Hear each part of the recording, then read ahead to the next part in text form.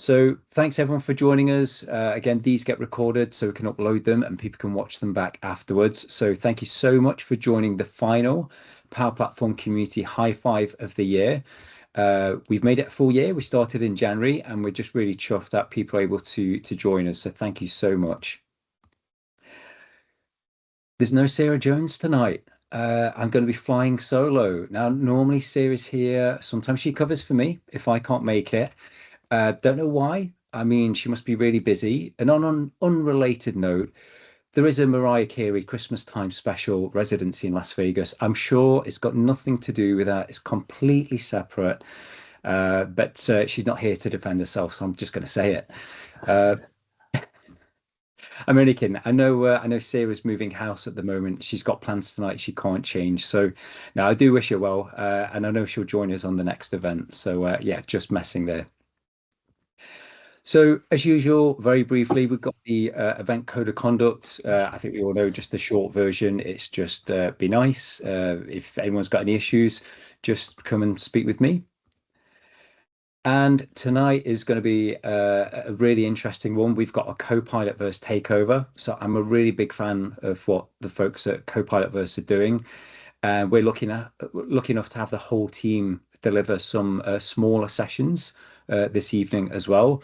So yeah, all four of them here. Really, really chuffed that you could join us tonight. I won't read out all of the sessions because we just want to dig in and make a start. But we got Sean Astrakhan to start with. Really important topic about male loneliness epidemic as well. So I'm looking forward to that.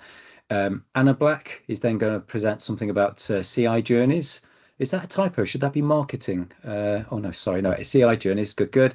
Uh, Damien Bird's got Christmas Card Agent and Nathan Rose, who's a wizard with pre-sales and selling. Really looking forward to all of these absolutely great topics. So without further ado, that's enough from me. I'll hand over to Sean. Sean, just when you're ready, you want to share the screen and go ahead, please, my friend. Great. Keith, I appreciate that introduction. You got it. You got it. Great to have you here. Beautiful. I'm mostly saying everything I'm saying right now to test my mic and make sure you can hear me.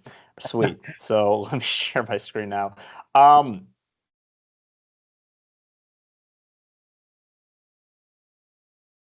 Beautiful. All right. Male loneliness. Why am I even talking about this? So before I even share my screen, I just want to talk with all of you about the fact that I'm not an expert in this.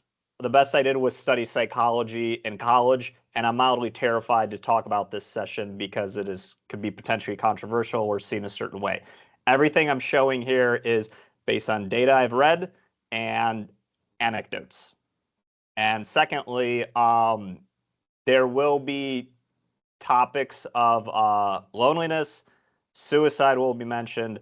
So it's not very Christmassy, but I wanted to give you a fair warning about what to expect, or if those topics are uncomfortable, feel free to hop off for 15 minutes and come back to actually see real technical sessions that are going to be absolutely brilliant. Last thing I'll say is feel free to put things in the chat or raise your hand and be interactive with it, because I'm going to do my best here to go over what I've learned about this topic in 15 minutes. So let's rock and roll. Cool. So, okay, Copilot, cool graphic you made me. Great. So, understand the male loneliness epidemic. First of all, it's not a male thing. Males and females, all genders are reporting loneliness. We have the highest loneliness rates, I think, in 100 years. It is super high across genders. There's a reason, though, that why I'm not talking about female loneliness. I'm talking about male loneliness, and that's because of a fact that you can't really argue with, which is that suicide rates amongst men are 4 times higher than they are amongst women. Multiple factors for that, but one key one that I've uncovered has to do a lot with loneliness. And then once it gets more interesting is when we break down loneliness kind of by age. Specifically, if we're talking about males that are 15 to 34 versus women who are 15 to 34, Males are reporting 25% higher loneliness rates, about 25% of the population, versus women, it's substantially, statistically significantly lower, of only 18% comparatively. So all of this makes me wonder, like, what does this mean? Where is this coming from? And this is where, like, I open any of you to raise your hand or put in the chat what the issue could be. But here is kind of what I've uncovered after listening to numerous podcasts and diving into the research. The first one is that the underlying cause is males have friends. They definitely do. But the issue is males are spending a lot of time not making deep connections with these friends. They're spending time doing stuff instead of connecting. I was at a restaurant recently. This was interesting. I looked closely around the restaurant. There were about 6 different pairs of people. 5 of them were all women. It was 5 women pairs on. There was one table of 2 guys together. All the other tables were all women together, and then the rest were all just like a male-female couple. I'm not counting them. So 5 women are getting dinner together. One group of men is getting dinner together. And this is in alignment with the research, which is men don't spend as much time doing something as conversation and, one could say, intimate based, such as just having dinner.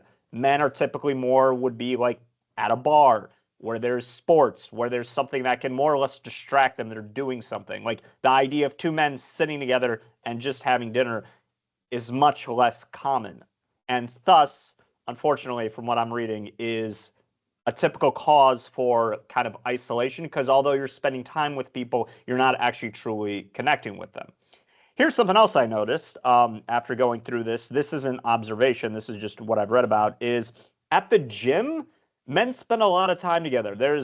Ignore this image of this guy by himself, but a lot of men like get into groups at the gym. They're like helping each other out. They're working out. There's like 5 or 6 guys sitting around like a bench press and talking relatively, but they're mostly assisting each other in workouts, talking about workouts, versus women typically are exercising completely on their own.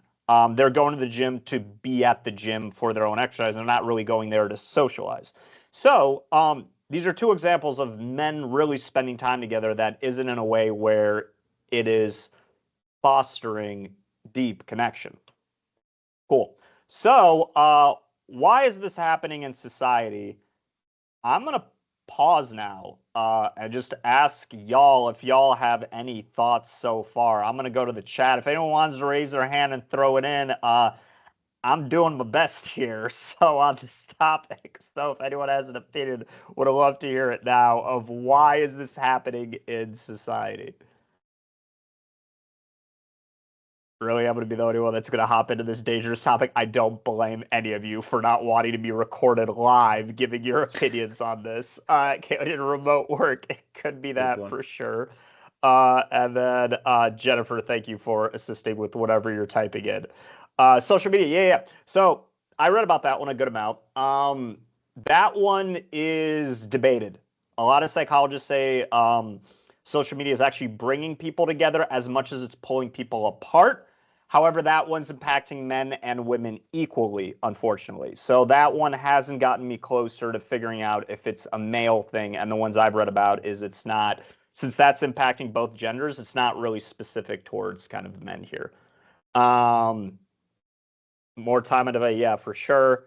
And then video games. Nathan, can you speak to that? Like, what do you mean by that? Well, I think it's just kind of an isolating activity because it's just you and your screens, probably similar to what Kaylee said around remote work, but yeah, just, work's remote and now leisure is this kind of remote thing that you do on your own. Right, that's actually might be a really good one because I think although there's a very large amount of women who play video games, I think it's statistically much higher amongst men. I think I'm kind of making that up, but in my experience, I know more men that play video games than women, although women do play video games. But that is something that's skewing it towards men creating isolation for themselves. For sure, more people are typing stuff, but I'm going to move on here, and then we'll come back to it. Cool. Cool. So next point is society a lot of times rewards men for being independent and being stoic. So that's something I've been reading a lot about, which is like the strong male archetype we see in action movies and all of that. And I found that society has really progressed recently. I'm not the only one that's encouraging vulnerability in men. However, there's a couple quotes I'm going to show at the end that I'm almost uncomfortable to show from a leading researcher in vulnerability, Brene Brown, that actually says that society isn't moving quick enough to allow for male vulnerability. But I want to talk about this point that I thought was interesting from a different psychologist. He was talking about how in childhood, men and women actually have the same amount of friends. Like boys and girls are reporting the exact same amount of friends when they're in school. But what falls apart is through their 20s and 30s, we're not in environments that are conducive to make friends, that are encouraging us to make friends. For instance, we're not at a school, we're not at a university. And what they actually found is although males and females have the same amount of friends in like childhood, once we get into 50 and 70-year-old populations, men suddenly have way fewer. Women are still reporting very high friend amounts, but as we get a lot older, men do not really have them anymore. So one thing to point to the loneliness is that men are not doing a good job actively maintaining their friendships. So before we kind of vibe code this thing, I want to talk about how the main thing I've gotten from like listening to a few different podcasts and studies on this is men just need to text each other. They need to actively try to make friends instead of doing what they typically do, which is pursue career or marriage, and they only focus on those two things. And I'll stop sharing to make this point here is a lot of men who, and this is very common, that only go after marriage and work. When one of those things gets removed, what you either divorce, death of a partner, or like you get fired, or you're no longer encouraged, you just lost like half your pillars of success. So what it's encouraging is pretty much text each other is as simple as it comes down to. And then the final thing I'll say is, Keith, how much time do I have, by the way? Yeah, got another 5 minutes or so. All right, cool. Yeah, the last thing I'll say is it's okay because we're gonna go try to power app our way out of this problem here. So final point is, let me share my screen, and I have no idea how this is gonna go. This is gonna be great. So I'm gonna open up my notes from here, and then I'm gonna take this, and then I'm gonna go here and just copy my notes of everything I talked about. And we're going to go to vibe.powerapps.com and build me an app to solve male loneliness. Here are my notes. And yeah, everyone, let's go for the ride.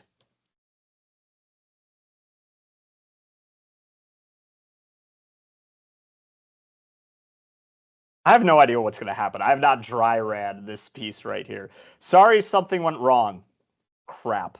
All right. Well, we did our best here. I don't think this type of a problem so far seems good for Power Apps quite yet. Can we Try it resubmit? one more time. Maybe pull out the suicide reference because you might have bumped up against responsible AI. Good. Okay. I love that. Let's try it again. Well, it stopped. Let's reload. Nathan, excellent call out.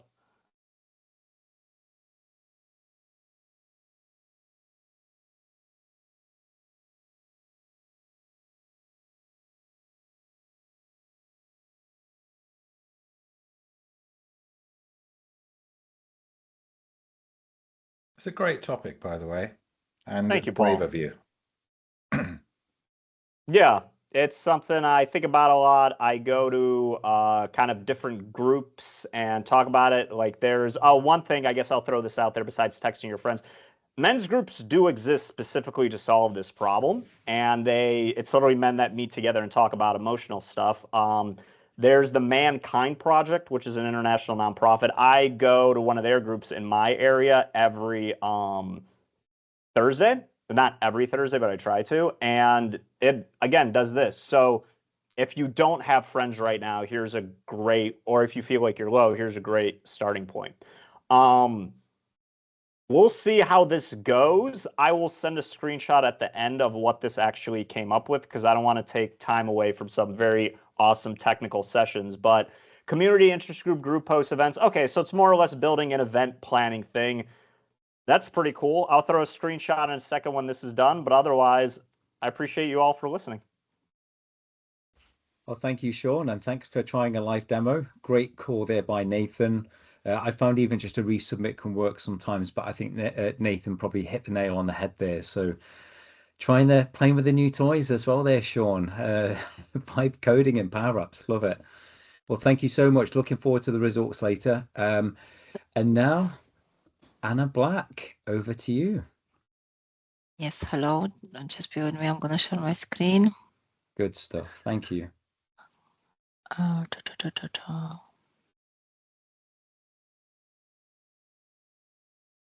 Okay, today is a bit unscripted for me, so hopefully it goes well. Nothing was working for me as it should in my trial environment, but yes, today no slides, totally straight into the demo. Just a quick question: did anyone ever use D365 marketing? Know as customer journeys? Yes, Kaylee is yes, Nathan as well. Anyone else? Okay, Keith as well. Okay, I'm surprised. Okay, yeah, I thought. I think earlier this year I presented on for the group. I presented the differences between the Power Apps and D365 and making the decision. So I thought today I'm going to go a full circle and actually present one of the modules. This one is the closest to my heart now. I'm working on a full blown up project on a global scale. Implementing a marketing app. It's in a fairly mature stage. We're just extending all these capabilities. But today I'm going to start something simple for those people who never heard of it, never seen it before. Again, for me, it's definitely part of the Power Platform, although it's a completely separate product. But I believe strongly that there will be no Power Platform without the D365 as the kind of initial product from Microsoft, and also as you can see the 365 is actually model driven app. Okay, so my initial plan was to build copilots that will be creating an emails for us and directly write them to Dataverse. I made it to work to a certain level, and I decided at some point that I was investing too much time for not so much result at the end. So again, for me, finding a use cases that actually matter and then investing in them around AI, because AI is not. It's so much buzz for me around the AI copilot and so on, but it's finding that happy balance and actually finding the proper use case where that AI can be used. It's not always the solution, so we need to keep that in mind. And I find out that very painful way. So the alternative I wanted to show it to you. It's I created it. What you call it? Marketing form in Dynamics. Again. Rather than dropping all the elements myself one by one, I actually use an AI tool that I just feed a prompt to create me HTML, because the form that you can see here, when we open that, it's nothing else than HTML. So a simple prompt, and all of a sudden I have a compatible HTML to paste directly to my form. So what form does, I'll just quickly check the content and let me publish that. Hopefully I'm not gonna have any more errors. Okay, so I will publish that now. And one of the powerful thing of the marketing app is that marketers can easily create new forms for example, for customers to signing up for newsletters and so on. And then those forms can either be embedded on the website using the JavaScript snippets, or we can generate a new standalone page and open in the news tab. So my initial plan was also to ask everyone to submit that form, and then as a result, we will receive a Merry Christmas email. But just to make you aware that there is some limitation for the marketing trials. When you view the form 100 times, it's show you an error. However, I try to submit one of those forms, and I already get an error after one attempt. So if someone on the call can be so nice and attempt to submit that form, I promise that apart from receiving potentially one email today, that all your data will be removed. This is just a trial environment, nothing will happen. So if I can have one brave volunteer to see if we can submit that form. And I will move on to the next. Anna, Yes. I got a message. Your organization has reached the daily limit for page views allowed during the trial period. Same for me and Already. Kaylee. Sorry. I don't know why is that. It's the limit is supposed to be 100 views, and that wasn't even a single view. So I'm that single view then. Okay, so yes, unfortunately. So let's leave that one for now and see if that's gonna happen for me. We'll have to improvise then. Okay, but moving on. So let's build that email as well. So again, the same way we can use any AI tool to generate us a friendly HTML that we can easily pass rather than rather than drag and drop, which can, it's still relatively straightforward and user-friendly. But in the era of AI, the marketers can now easily go and, for example, use either Copilot or ChatGPT to generate that HTML and save themselves some time. So before the call, I put a quite extensive prompt for it. Again, my latest trick is, rather than writing a prompt, I'm going to ChatGPT and I'm write me a prompt that does this and this. And then from like 2 lines, I all of a sudden have a nice rich prompt that I'm adjusting to what I exactly need. For me, super efficiency hack, highly recommend. So based on that, I will copy that code, and then I have my email HTML, and then here I can edit that, and then gonna pass in here.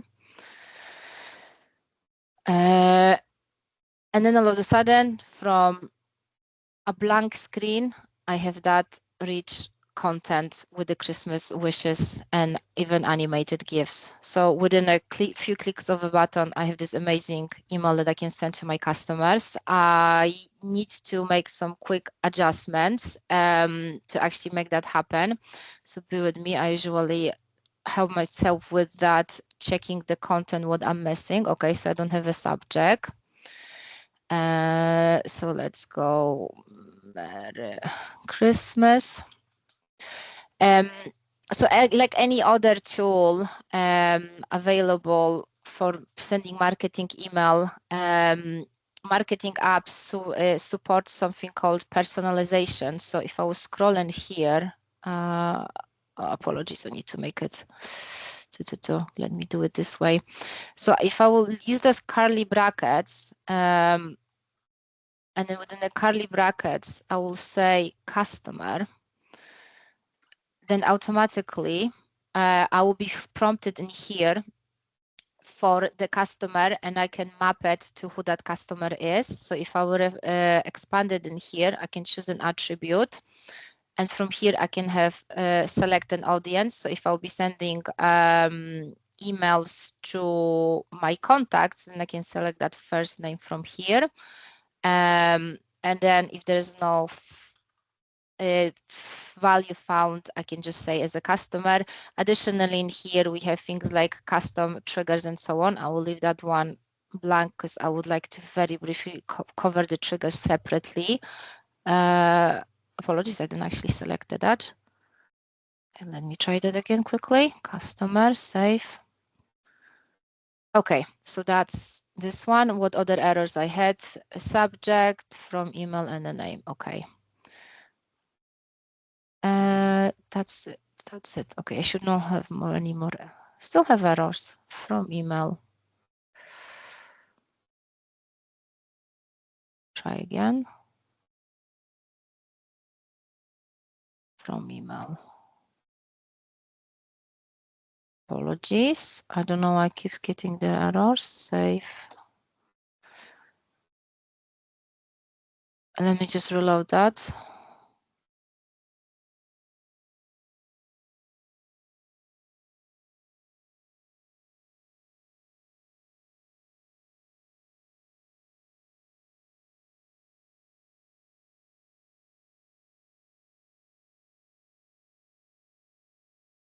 Okay, ready to send.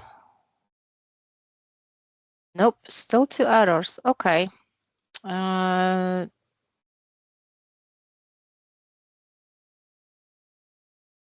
me try that again.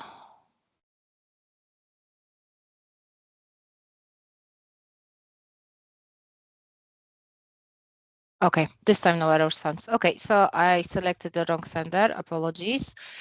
One more thing I would like to check in here, it's something on compliance. So we have an idea of commercial and transactional purposes within the Dynamics marketing. So anytime someone submits a form, technically that should be a declaration from that customer under the GDPR regulation that we are allowed to contact that customer with the commercial offering or for transactional. So transactional will be anything considered as, for example, confirmation of an order or a notification that your order is out for delivery, things like this. Commercial, it's more about advertisement and sending some product offers and so on. So let's go for transactional, because sometimes that can be blocked if the consent is not in place. So once that is set up, I will go and mark that is ready to send. Okay, so I have my email ready to send, but how about my audience? So within the marketing, we have something called a journey that we can use for orchestrating sending of the emails and also any other marketing activities. So we can have 2 types of the journeys, and they can be initiated from a segment. So this is one of the things I wanted to show you. Looking at the other D365 modules, an application, there are already some very interesting native agent. As so far, there is no a proper agent yet within marketing. I hope there's something coming. However, in the meantime, there are some AI features that that Microsoft added to the marketing module. One of them is query assist for a segment builder. So I will create a quite simple one. I tested the early versions of it, and unfortunately, I didn't have much luck with it. The later version are much better. So if I will say here, contact first name is Anna. I don't actually know if I have any Annas, but let's go with it. So as you can see, that query assist is trying to suggest that query for me. And that's my result, and I can use it in here. And as soon as I click use, that automatically create that, add that as a group in here, and I can add some additional conditions and build my segment. So building the segments is nothing else than filtering all the contacts and leads I have in my database, and that can be either attributes, so names, industry the customer is in, or for example, a city they are based in.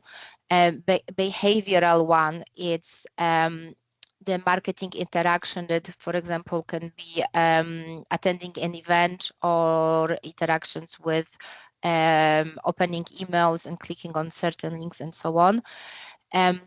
So that's one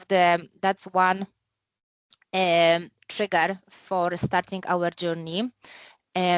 Additional one, it's the second one, it's something called custom triggers. So the triggers can be anything. Looking at the out of the box triggers, we have things like marketing form submitted. So this out of the box trigger can be used in a journey to orchestrate a scenario when someone submits that form as we can see it to sign up for a newsletter. And as soon as that form is submitted, we can send a follow-up to a customer or orchestrate something else within the journey. So I'll show you quickly how that works. And again, this is another AI-driven feature to help the marketers and any other users to build the journey and in a much easier way by just describing what should be done. So let's say here that send and email when a marketing form is submitted.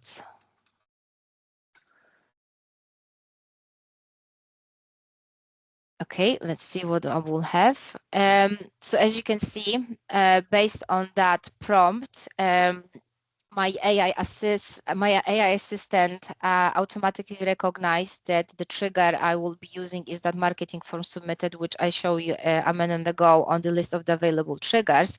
From here, I can additionally choose whether it's the contact or a lead, and I can also filter it to either be applicable to all the forms I have live on my website, or I can just filter it to the selected one. So let's filter it. So as you can see on the right, I already have that preview of I have a preview of that journey being created, and from here I can add some additional prompts. So for example, create a follow-up task. How much time do I have left, Keith? You've got about 5 minutes. Okay, thank if you need it. If I need it, okay. It's optional, yeah. Update this journey. Okay, so I can see, as you can see, I added additional step to it, again, just by describing in, and that I can see it in the preview. So I can keep adding till I'm happy with how that journey it's created. So far, I must be honest, I haven't actually tested with any conditions on branching, but I'm assuming it will also work. For the quickness, I will just create a journey from here. And then here, as you can see, I have that marketing form submitted, form submission, email, where I can select that email we created together. I can see that preview for it. And I also have that create a follow-up task where I can assign that to a contact owner or a specific user or a team. So again, as I said, the plan would have been for all of you to submit that marketing form and receive the email we created together. Unfortunately, I cannot show you. That because of that limitation. I only discovered when I was doing some last-minute testing today. So apologies, you will not receive that email. So yes, I can publish that journey now.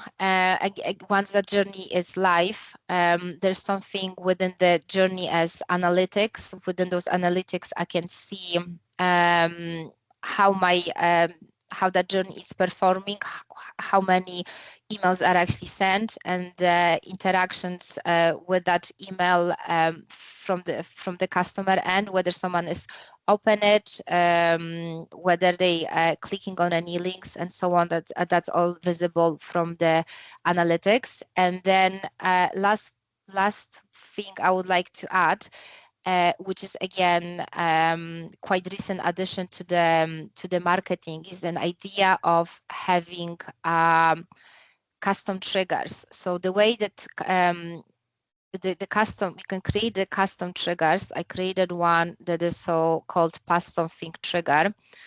So this type of triggers allows you for passing certain parameters from within the journey context and calling a Power Automate from it.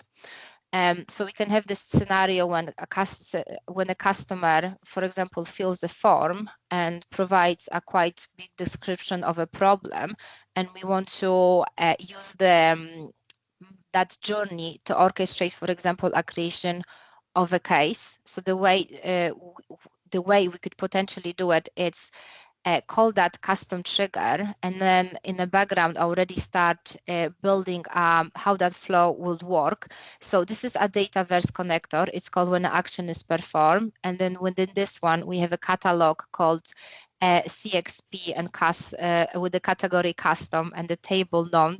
This is something that we would just have to remember how to configure it. And then the action name are the list of our custom triggers we created.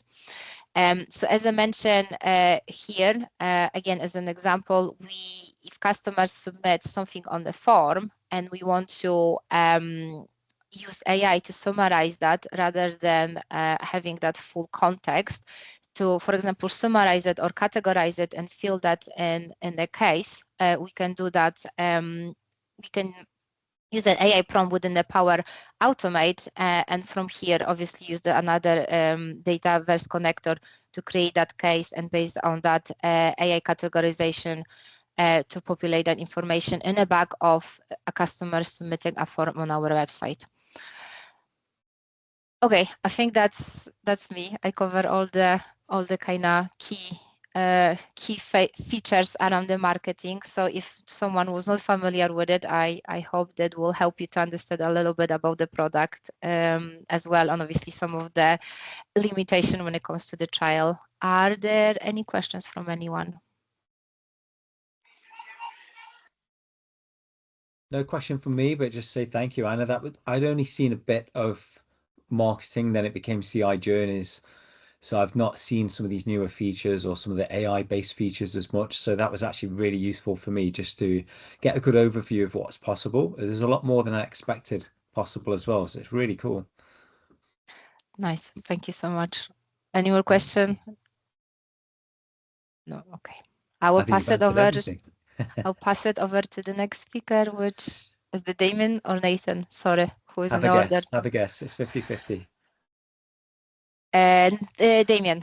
Nathan Correct. always is last. It is. Yeah. Well, yes. Yeah, absolutely right. Thank you, Anna. That was brilliant. Over to you, Damien. Please take it away. Cool. In that case, hopefully my screen's come through just now. Yeah, looking good. Yeah, looking good. So my proof of concept, and I don't recommend you send these to your granny because it will probably confuse her or your granddad, etc. My use case is just to demonstrate how you can create an agent that can generate a thank you card using AI content. And I'm going to, in today's demo, use DALL-E because you can generate images. So I'm going to create, first off, I'm going to create a flow that will accept a handful of parameters, maybe an email address, I don't know, a reason or a message to include with the thank you, and then a prompt for an image because I'd like to include an image with that thank you card. And then we'll bring that into our agent and hopefully we'll have an agent that calls a flow. That's the plan. So I've already fired up a DALL-E instance over on Microsoft Foundry to save me a bit of time.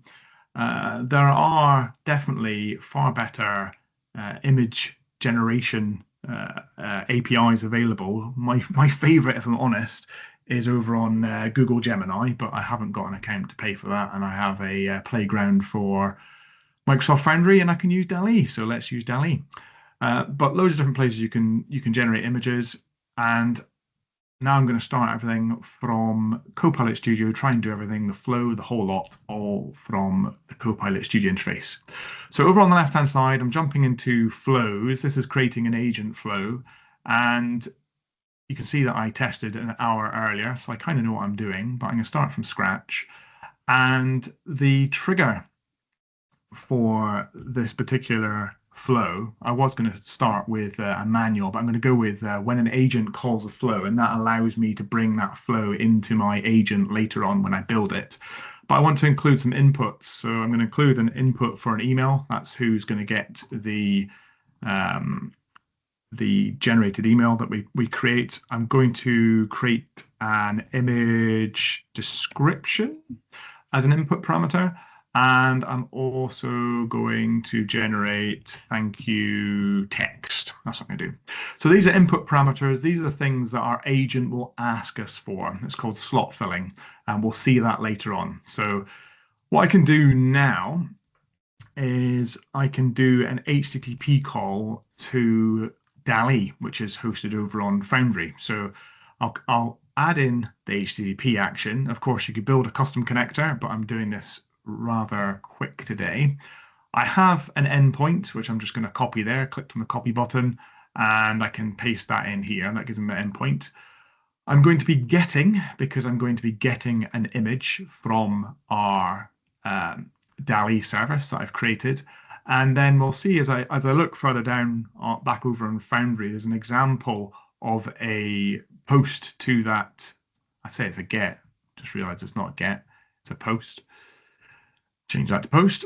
I am going to be recreating this. So I need to have a header that includes the content type and application JSON, an authorization, which includes a bearer, and my bearer is smuggled away at the top here. And then I'll have a body that looks like this object here. So I'll be doing a bit of copying and pasting. I'll copy the content type over into the header, and then I'll go and grab that sample value, which is my application JSON. And then similarly, I will go and grab the authorization and paste that in there, type in the word bearer. Now, good practice, of course, for having a key over in any flow is probably to use the key vault. I'm not going to be doing that today, which is incredibly naughty. But what I'm going to be doing is jumping up the top here where my key is. I will copy it. I will paste it in here. Brilliant, you've seen the whole thing, so I'll be changing it after this demo so you can't spend all my credits. But now I can bring across my bearer token from the output from above, and so we now have that bearer saved in this header. When it comes to the body, we're going to be using, like I say, this object here. I can copy that and I can paste that into the body, and that's got the model name, a prompt. And in this case, the prompt is going to be based on one of the input parameters. So I have my image description. So of course, when we scroll to the top, when my agent is called, or when my flow is called via my agent, there will be an image description, and that will get passed into this HTTP call, which will allow it to generate an image based on that image description. And then we will have a send an email action, and that send an email action will send that email to whoever's email address is specified. So I can use this cog for advanced to use dynamic content. I can use the lightning bolt, and I can choose email, which again is an input parameter for the flow. The subject can be thank you. Of course, I could make that an input parameter as well if I wanted to. I am going to use the thank you text, and then after that I want to insert a image tag. So I've switched there into the code view so I can go and insert an image tag. For those that don't know anything about image tags, we can search W3 Schools because it's a great resource for anything to do with HTML, image tag, and I am hoping, in fact, there we go. There's an example thanks to a bit of AI in Bing. So I can paste that in. For the purpose of accessibility, I should have alternative text. I am going to remove that, but I need to go and insert my image source.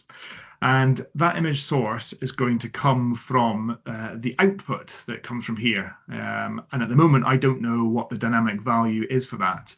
So I'm going to publish this flow. I'm going to test it.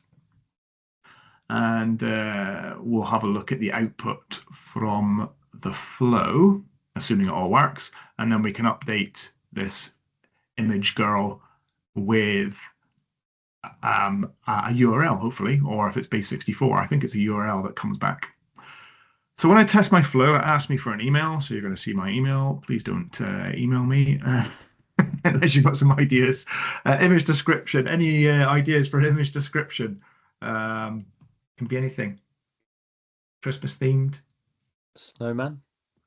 Man with a Christmas jumper, Christmas Santa jumper, a snowman. A well knitted one, home knitted. A man with a snowman on a Christmas jumper. And then the thank you text, thank you for my knitted jumper. Right, so when I run this, what's going to happen is those values that I provided will get passed into the flow as input parameters. So we should be able to see them here. So we can see and in fact, I need to go to the outputs, scroll down, there we go. My email address, a man with a snowman on a Christmas jumper, and the text. I've already heard a ping, so I know this is completed, which is good. My API key, which no one is to copy, and I'll replace as soon as this demo is over. The HTTP call, which will go and create a man with a snowman on a Christmas jumper. If we look at the output, this is the bit I want to note. We've got a URL here. And in fact, let me copy that URL into my clipboard, Control-C. I can paste that in here, and we should see, oh, look, a man with a snowman on his Christmas jumper. So that was the image that was generated using DALL-E. If I jump into my email, I have got the thank you email, but of course I have no image because I haven't updated the reference for that image. But if I look at this generated object, let me just come out and go back in again, we can see that part of the body, we have data. That data is an array. Within that array, we have a single object and we have a key called URL. So I need to get the first object from the body data. Right, let's see if we can write this. So you've got a couple of ways you could do this. If you're less familiar with writing expressions, then you could use parse JSON, but I'm going to wing it. Let me just try again because I need to go into FX because I need to write the expression. Using dynamic content, I can use body. I need to get data, and I can either do a 0 or I could wrap the expression in first, but I've chosen to use 0 to get that first object. And then I need URL. So I can add that in. That's now going to use the dynamic value from our HTTP call. And I'll publish that once more and we'll test it to make sure it works. And then we'll jump over into our agent.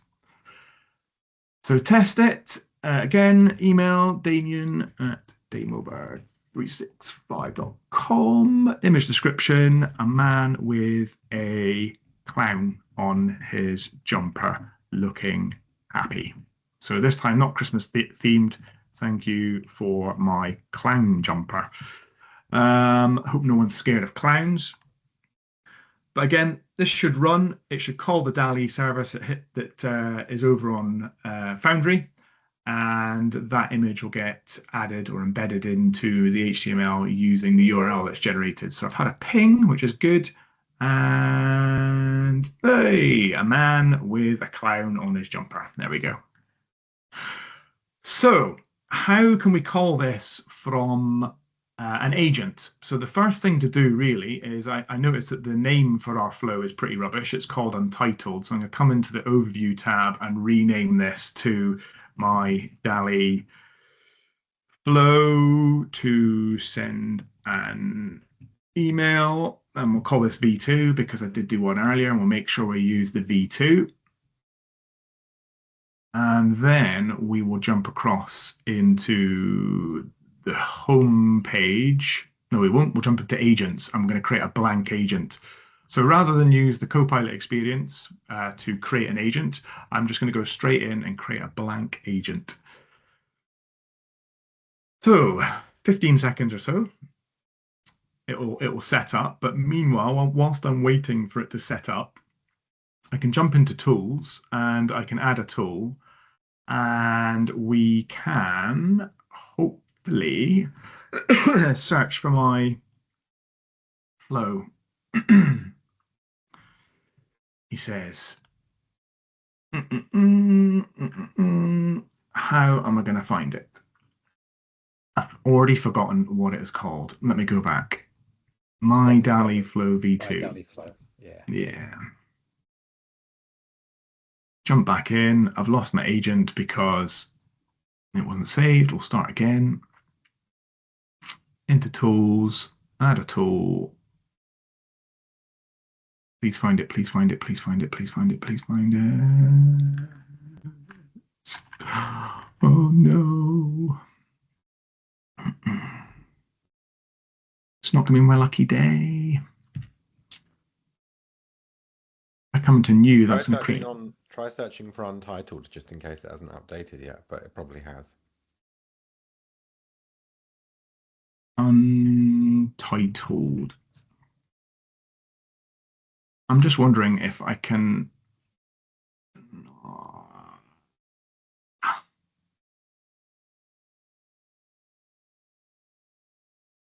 I don't think I can add it to it. I was just trying to think, is there any other way that I could add it into my agent rather than.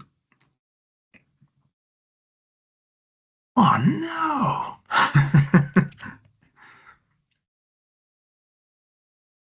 Let's try it again. One more time. Otherwise, what I might have to do is a bit of trickery and see if I can add in a flow and replace the flow. We'll go with that. This is adding in the wrong flow, obviously creating a brand new flow, but I'll see if I can do a bit of tomfoolery with the... Is it because the flow you made didn't have a response action? I don't remember if it did or not, but does it appear without a response action? It certainly didn't have a response action. Yeah, it could be. Could be.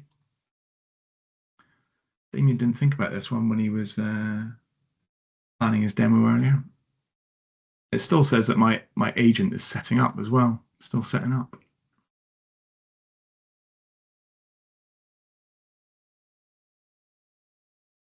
Well, while it's doing that, go and add a response action and then it'll be done. Yeah.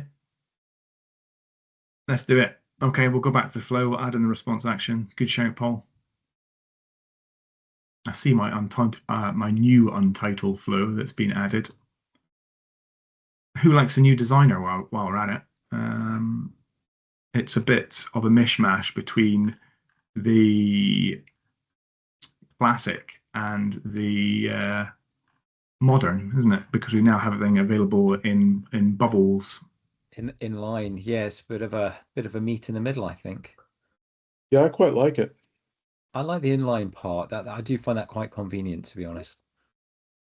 Yeah, same. In fact, I've been stuck with the old one until this because I didn't prefer the new one, and now this is the nice point for me. It is good. Yeah, same. Yeah. Yeah, same. And they would always ask, "Why are you switching back to the old one?" And I'd say, "Because I hate it." All right. It still says it's setting up, which is not a good start, is it? Let me just go and have a look at one of these other ones that at least that one is up and running. Oh yeah, that was missing earlier, the filter for flows. I think maybe because I might be lucky now. The filter for flow was missing when I was doing it before, and I was thinking this doesn't look right, but it's arrived. So maybe I've never been this quick whilst waiting for an agent to set up that that flow filter hadn't appeared. But equally, it might be that response as well. So I'm willing to accept either. So we've got a couple more minutes, I guess, just to sort of finish off the demo. Now that the flow has been added in, we have these input parameters. And these input parameters, as you can see, can either be dynamically filled, or they can be set as custom values. But actually, if I just say that they are custom, and the description gives the language model an understanding of what it's trying to populate. So you will use the email address of the email address that the user provides. There we go. For example, and I'll give it my email address as an example.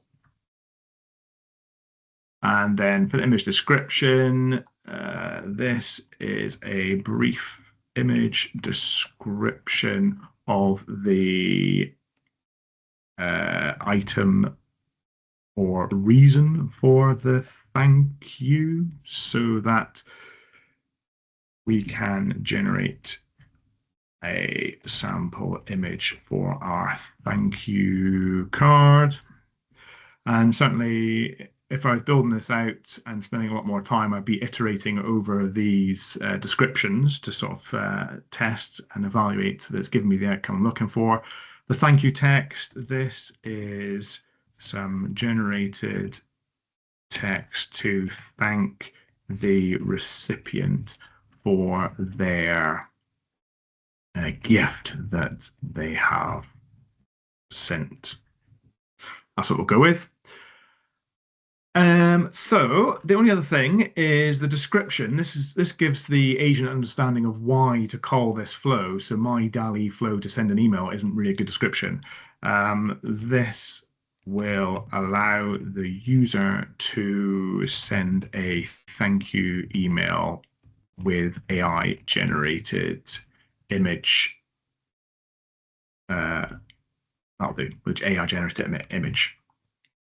Now, of course, when you build out agents normally, you have instructions, and the instructions would give the agent overall guidance as to how to operate. I've done my guidance at tool level, just within the flow. So the hope is, can you send a thank you email? The hope is that the language model understand that I'm looking to call that flow, but the email address, the image description, and the thank you text are all null. Because it's the first time I've used it, I need to allow a connection. But once I've allowed, I should also then be able to say, let's go with it again. We'll just do a quick refresh of this test pane, new test session. And you send a thank you email. Now that the connection is there, maybe we're not going to have a good day. I'll try one more time. Let me just refresh this whole browser tab.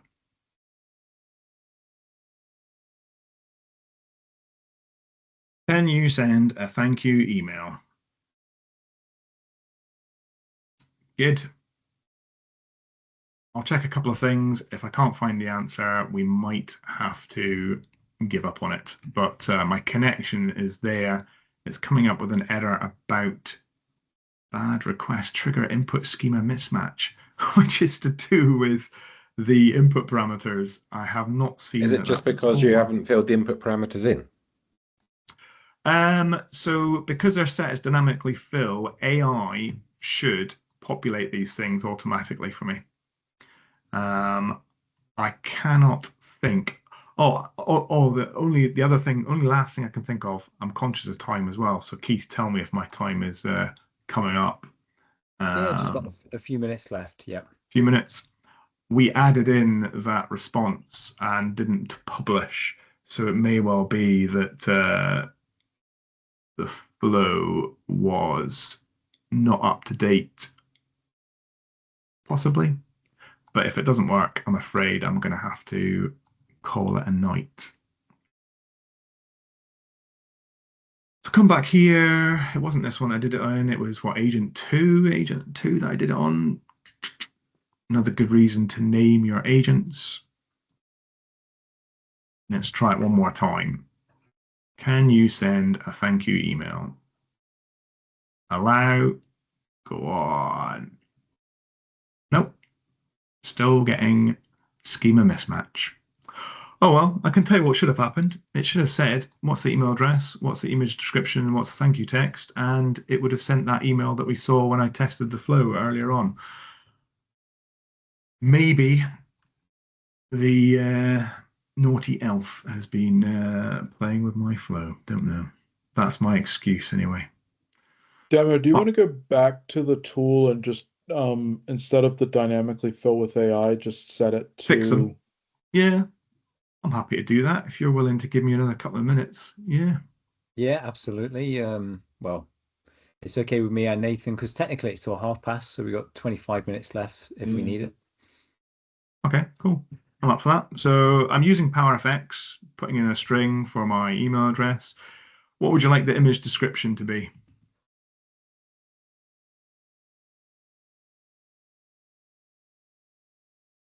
smiling Christmas man with a delivering snowman cheese to sweater. mice. Oh, Christmas delivery. What was it, Paul? Christmas delivery? Father Christmas delivering cheese to some hungry mice. All I right. love that. Nice. Love it. Very, very specific, but that's why I love it. To some hungry mice. All right. And let's go. Thank you very much for my cheese. It's our cheese. Oh, okay. Thanks, Paul. All right. Okay. Let's save it and keep my fingers crossed. I'll go back into the test. I will ask it to send an email. It should call that. Ignore that and try it again. Can you send me an email? Go on, do it. There it is. It's calling the flow. It does take about 15 seconds for the flow to call because it's calling the DALI service over in Foundry. An email has been sent. Come in here. Thank you very much for our cheese. Ah, and there we go. Santa's delivering cheese to some mice. Superb. Nice. Thank you. So obviously in an ideal world, we wouldn't have fixed those values and the AI would have dynamically filled them. But for whatever reason, some of those values are not coming through in the schema, which is a bit frustrating. Oh, look, it's working for an email. Let me just remove dynamically fill for the image description.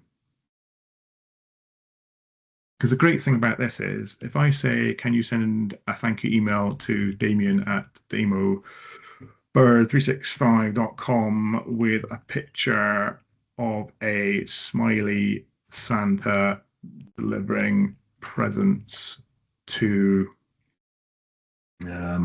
reindeer. Cats, okay, cats. It should slot fill those values into the flow. Oh yeah, it has. Please include an AI generated image of smiley Santa delivering presents to cats. So I don't know which of those values were not. Oh, but the email address has gone through is thank you so much for your help and support. Wishing you a joyful holiday season. I'll need to work on those descriptions. Run it a few times. I need to work on these. Oh, and that's cleared out as well. I notice description. There we go. Well, at least you've seen how to do it wrong. You've got some areas to go and to go and improve it. You've seen how you can add a flow on your into an agent. flow. Did you get an option to? Have you seen? There's a new toggle to run it in its turbo mode or express mode or something like that. Yeah, that's for inefficient flows. Absolutely brilliant, man. Paul and I don't need it because our flows are efficient. See, but others, well, no comment. Yeah, it's helpful for Nathan and his embarrassing flows. All right, I didn't say that, Nathan. I didn't say that. But I did. Well, that's cool. Right. Well, hopefully that was good. Hopefully that was useful. You got an idea, and I'm going to hand over to Nathan then. Lovely. Cool. Thanks. Awesome. Very good. Thanks, Damien. All right. Let me share my screen. And all right, we are going to do something a little bit different. So instead of a demo, we're going to go through the 12 days of pre-sales, being Christmas. We're going to go through 12 days of Christmas, but pre-sale style. And so we saw some amazing demos from Damo, from Anna, and from Sean. And what I'm going to talk about is how do we package this up when we get in front of clients in pre-sale scenarios to ensure that we have a great experience, because we can have an awesome demo, only to have it fall flat because it didn't land with the client. We didn't get details we need. We weren't as prepared as we would have liked. So I will give you the pain-free pre-sales tips to get through it. So let's crack into it. 'Twas the night before Christmas, and all through the house, not a creature was stirring, except my laptop mouse, because pre-sales. If you know, you know, right? So let's talk about how we make it better. How do we stop ruining evenings, weekends, the night before Christmas with panicked pre-sales getting ready for demos? So I'm Nathan Rose. I am an architect at HSO here in Auckland, and I am very passionate about pre-sales, which makes me kind of weird because nobody is passionate about pre-sales except for me. So, I always say that pre-sales is show business for ugly people, but that doesn't mean that pre-sales needs to be ugly. So let's talk about how we make it better. All right. On the first day of pre-sales, my client gave to me a pre-demo discovery call. One of the common pain points in pre-sales is that when you are told by a sales rep, just go in and show them dynamic sales, show them insights journeys, just go and show them an agent in Copilot.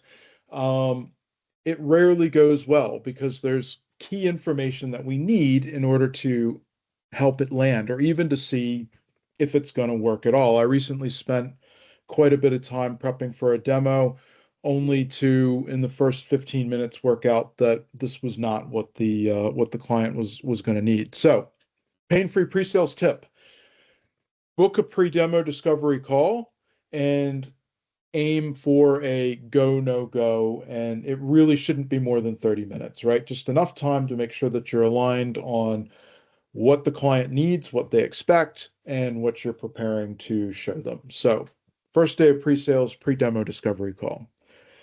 All right. On the second day of pre-sales, my client gave to me 2 clear business outcomes. All right, a common pain point in the world of pre-sales is if they can't answer why are we doing this, we cannot help them. So, pain-free pre-sales tip: always orient the clients towards problem statements and measurable outcomes. Now, they are probably going to struggle with this a bit. And so what you need to do is you need to be feeding these to them. So if I'm hearing you correctly, what you're saying is if we implement a customer service ticketing system, we could help improve the service experience, things like that. And if I'm hearing you correctly, if we can help decrease warranty expense by 30% a year, that would be a win. Those kind of statements, because again, that helps orient them towards the why are we doing this. All right. On the third day of pre-sales, my presentation gave to me 3 strong selling propositions. All right, a common pain point in pre-sales is that the perception is that all vendors, consultants, partners are seen as the same. We all say it ourselves, right? All partners are the same. There is that perception. Doesn't matter whether you are from one of the big ones, one of the small ones. The perception is that it's all kind of the same. So how do we get around this? Well, you always want to ensure that you're answering 3 key questions in your presentation. Firstly, Why me or us? Why are you talking to me, the architect consultant? Why are you talking to my organization? Why are we doing this now? And lastly, why Microsoft? Now, depending on the scenario, they might have already decided that they are going with Microsoft, or it might be an open RFP where they are considering other vendors. So you might want to make sure that you are clearly answering these questions so that they get, why are you working with me? Why are we doing this now? And why are we choosing Microsoft as our tech solution? All right, on the fourth day of pre-sales, my client gave to me 4 aligned personas. All right, how many times have you been in a demo only to find that the head of sales disagrees with the head of marketing, disagrees with the head of service, and the CFO has no idea why you or anybody is there, right? Now, because you're the outsider, they will all agree that somehow it's your fault that they invited you to give them a demo that now they're all arguing about, right? So, how do we get around this?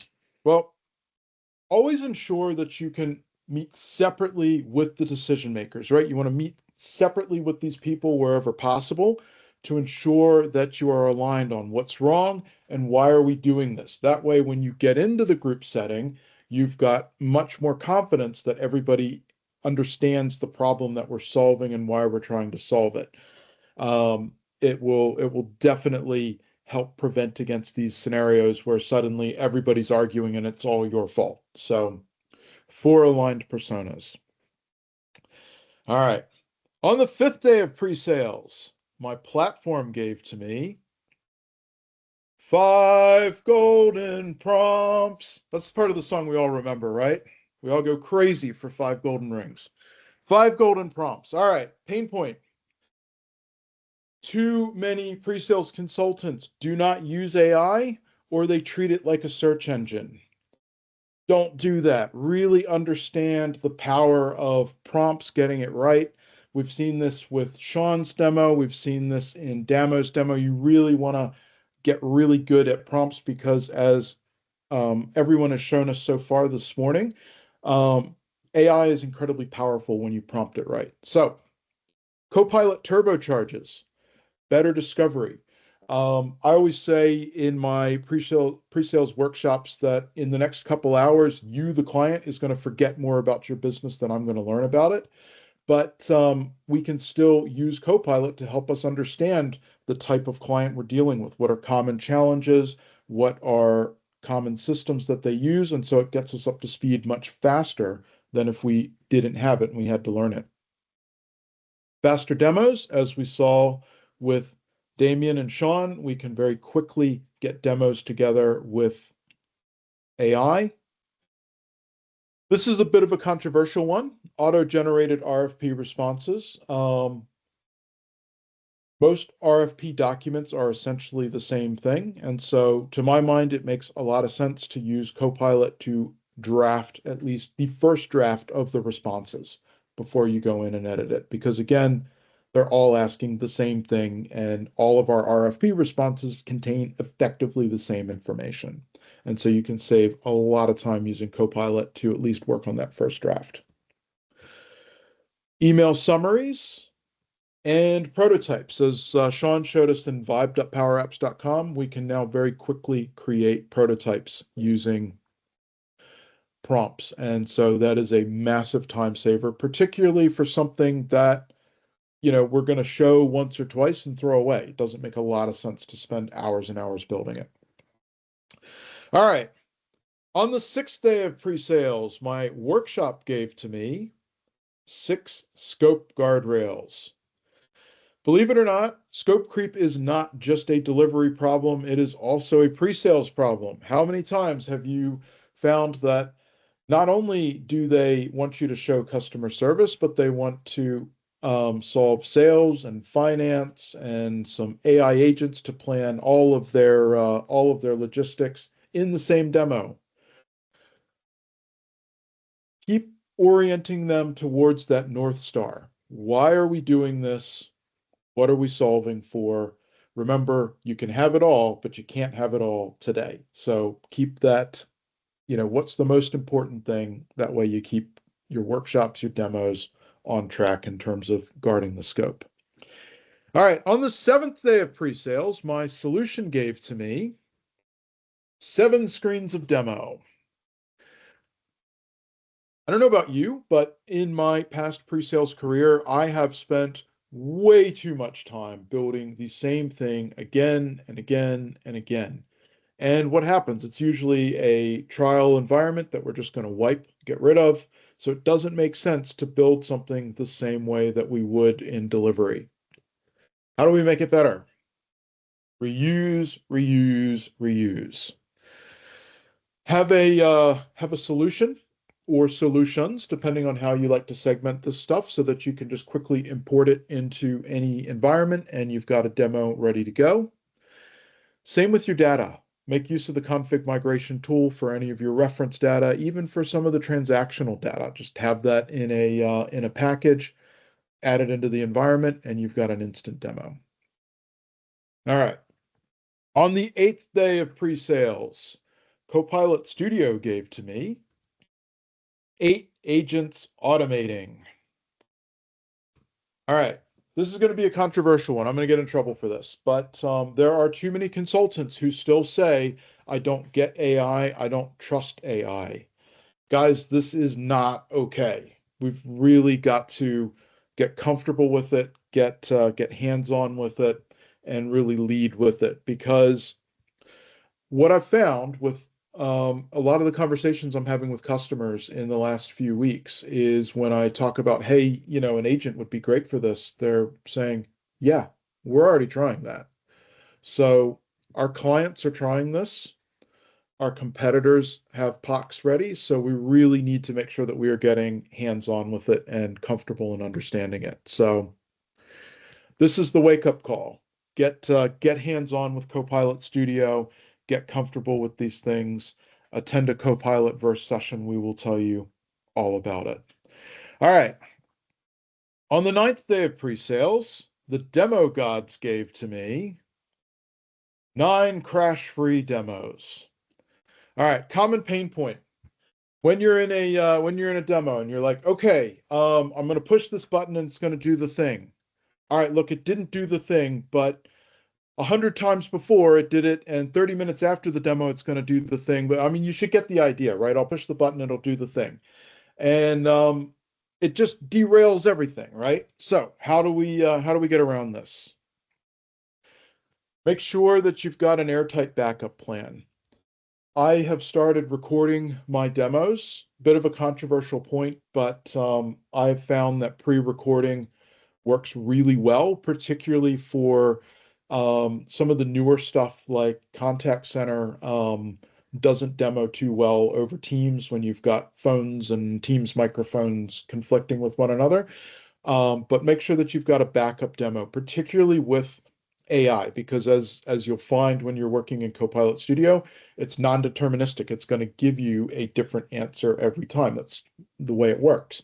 And so just make sure you've got a recording so that you can show it doing the thing that you want it to do. Screenshots as well. Make sure you've got it backed up locally on your laptop because, again, the demo gods, fickle bunch, Wi-Fi networks don't always work so well. So just be prepared. All right, we're getting near the end. 10th day of pre-sales, the slide deck gave to me 10 business-focused talking points. All right, too many times when we are in demos, in presentations to clients, we sit there listing out all the cool things that it does. And to us, this is cool stuff, right? We are passionate about all of the things that we can do in Copilot Studio, the things we can do in Power Automate. The problem is that the client doesn't care and they're sitting there doom scrolling on their phone because we are boring them to tears. We could be making mashed potatoes. They're not interested in how we actually do it. So how do we make it better?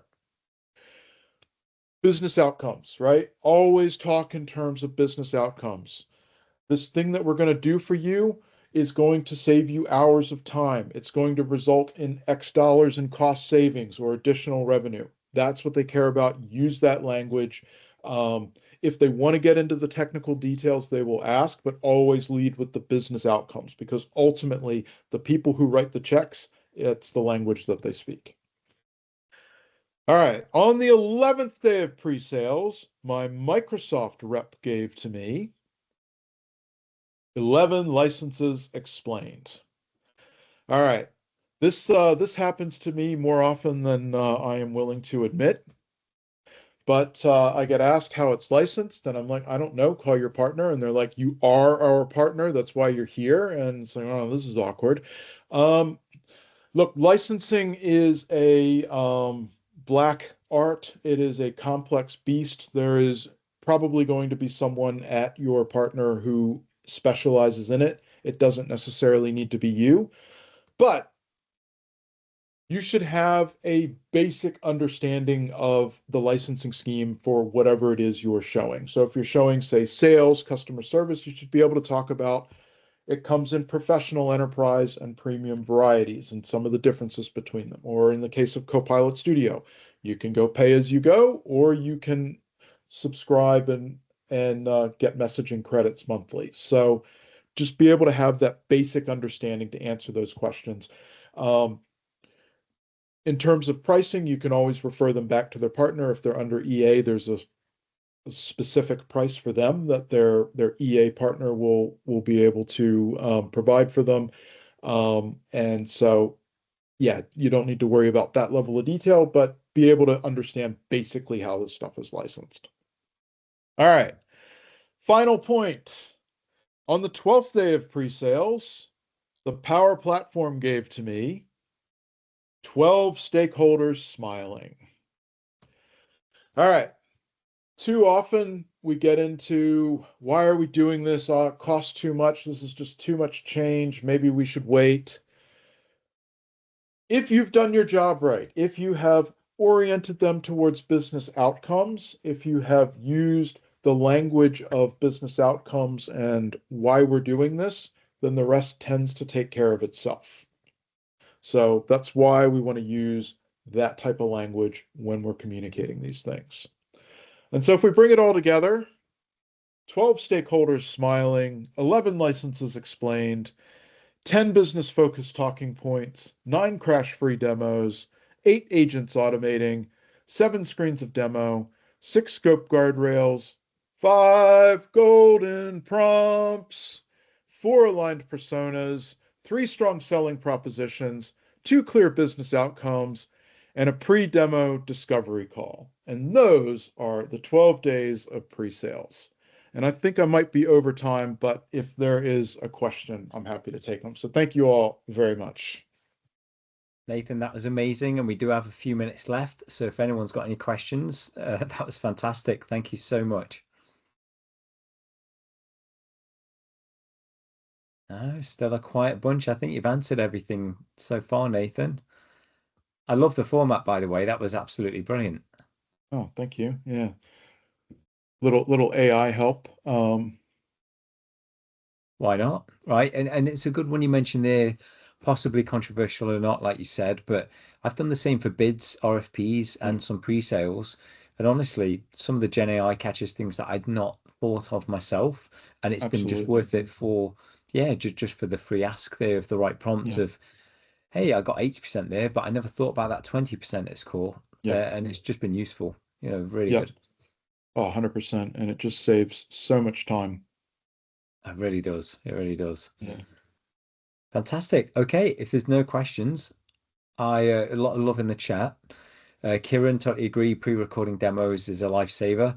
I was actually at an event in Dublin last week, ESPC, and the Wi-Fi was not the best, and even some of the keynote demos weren't going to plan. So having pre-recorded videos really saves the day sometimes.